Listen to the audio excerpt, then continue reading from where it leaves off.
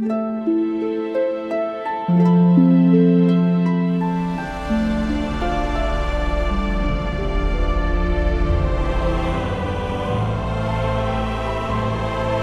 же і тому, хто запросив його: коли справляєш обід або вечерю, не клич друзів твоїх, ні братів твоїх, ні родичів твоїх, ні сусідів багатих, щоб і вони тебе колись не запросили і не одержав ти відплати.